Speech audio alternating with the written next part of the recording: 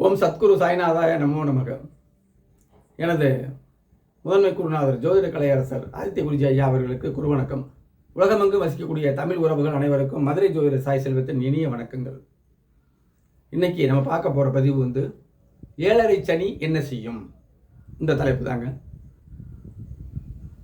இந்த வீடியோவை பார்க்குறதுக்கு முன்னாடி சேனலை சப்ஸ்கிரைப் செய்யுங்க, லைக் பண்ணுங்கள், ஷேர் பண்ணுங்கள்.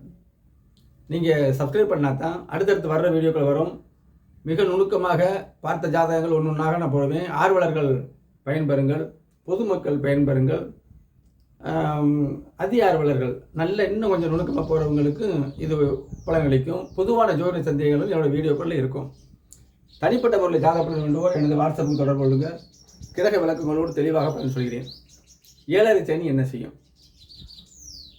இப்போ இந்த ராசிக்கு சனி இங்கே வருது, இந்த ராசிக்கு அங்கே போகுது அப்படிங்கிற பிரச்சனைக்கு நான் வரல. அந்த இதை நான் சொல்லலை. சனி பயிற்சி என்னென்ன ராசிங்கிறது ஏற்கனவே போட்டாச்சு. இப்போ சரி 7.5 சனி இப்போ யாருக்கு வருது?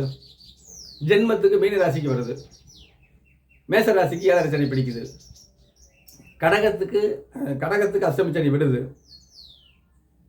சிம்மத்துக்கு அஷ்டமி சனி பிடிக்குதுங்க. இதை மட்டும் வச்சுக்குவோம். அப்போ லக்கணத்துக்கு கோல்சாரம் கிடையாதுங்க. இந்த நேரத்தில் கடக லக்கணக்காரர் துன்பப்பட்டார்னா தசாபுத்தி அமைப்பை போகணும். கடகத்துக்கு உடனே கோல்சாரத்தில் சனி இருக்குன்னு எடுக்கக்கூடாது. ஜோதிட மகா நுணுக்கமானது, நம்ம பிரித்து பார்க்கணும்.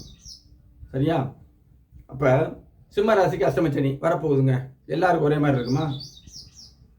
ஒரு முக்கியமாக கோல்சாரத்தில் அஷ்டம சனி வரும்பொழுது தசாபுத்தி என்ன நடக்குதுன்னு பார்க்கணும். ஒன்று, இயற்கையில் அவங்க ராசி பலமாக இருக்கான்னு பார்க்கணும். சந்திரனை மனசை வச்சா பலம். பௌர்ணமியாக இருந்தால் பிரச்சனை இல்லை. அந்த சனி தான் பற்றி பேசிக்கிட்டு இருக்கோம். அந்த சனிக்கிரகம் உங்கள் ஜாதகத்தில் நன்மை செய்கிற அமைப்பில் இருக்கா, கெடுதல் செய்கிற அமைப்பில் இருக்கான்னு பார்க்கணும். கெடுதல் செய்யாத அமைப்பில் இருக்கும் பொழுது, சந்திரன் பௌர்ணமியாவோ குருவோ பார்த்துட்டு இருக்கும்போது, தசாபுத்தியும் அனுகூலமாக வரும்பொழுது அஷ்டமச்சனி ஒன்றுமே படுத்தாது. சிறு காய்ச்ச மண்டையடி ஆஸ்பத்திரிக்கு 2 வருஷமாக போய்கிட்டே இருக்கணும். இருளுடைய அளவு, வெளிச்சத்துடைய அளவு பார்க்காம ஜோதிடத்தில் பலன் சொல்ல முடியாது. ஆரோக்கிய குறைவு ரொம்ப பலகீனப்பட்டவர்களுக்கு அஷ்டமச்சனி கொஞ்சம் படுத்தும். அது எல்லோருக்கும் இல்லை. முடிச்சா இப்போ மீனத்துக்கு விரைச்சனி வருதுங்க. இது ஜென்மச்சனி வருது. மன அழுத்தம்னு உண்மையான அமைப்பு. நம்ம உடம்புல உட்கார்றாரு சனின்னு அர்த்தம். கும்பத்தில் இருந்ததுக்கும் மீனத்தில் இருக்கிறதுக்கு வித்தியாசம் இருக்குது. முதல்ல அடிப்படையை புரிஞ்சுக்கணும். கும்பத்தில் அதிக வலுவோடு இருப்பார், காட்டமாக இருப்பார். மீனத்தில் சாஃப்டான அமைப்பு, குருவீடு. அப்போ வயசுக்கு தக்கன பலன் தான்.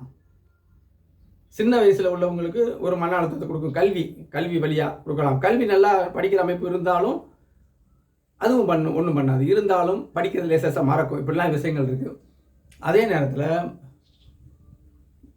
சந்திரனும் கொஞ்சம் பலவீனப்பட்டு சனியும் கெடுதல் செய்கிற அமைப்பில் சொந்த ஜாதகத்தில் இருக்கிறவங்களுக்கு அதாவது 6, 8, 12 போன்ற தசாபுத்திகள் கடுமையாக இருக்கும் பொழுது, இந்த ஜென்மச்சனி வரும் பொழுது கூடுதலாக துன்பத்தை தரும். அதை மறக்க முடியாது. அதே மாதிரி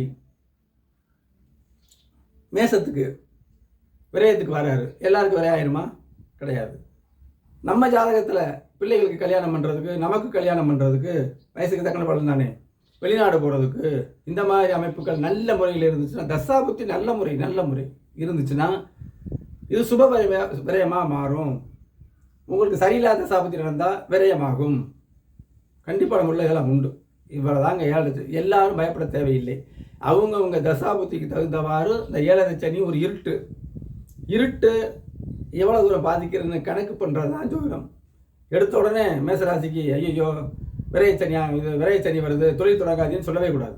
ஜாதகத்தை பார்த்து தான் எதுவும் சொல்லணும். ஜென்ம ராசிக்கு நீங்கள் விழுந்து படுக்க போகிறீங்க, ஜென்மச்சனி ரொம்ப படுத்தும் அப்படின்னு சொல்லக்கூடாது.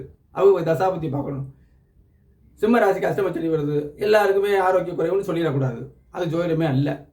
இப்போ அவங்க தசாபுத்திகள் தகுந்தவாறு தான் இந்த பலனை நம்ம எடுத்து சொல்லணுங்க. இதுதான் 7.5 சனி என்ன செய்யுங்கிற அமைப்பு.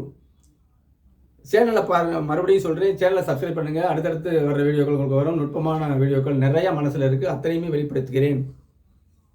தனிப்பட்ட முறையில் ஜாதக பலனோடு இந்த வாட்ஸ்அப்புக்கு தொடர்பு கொள்ளுங்கள். கிரக விளக்கத்தோடு தெளிவாக கட்டண முறையில் பலன் சொல்கிறேன். அடுத்த வீடியோவில் சந்திப்போம். நன்றி, வணக்கம், வாழ்க வளமுடன்.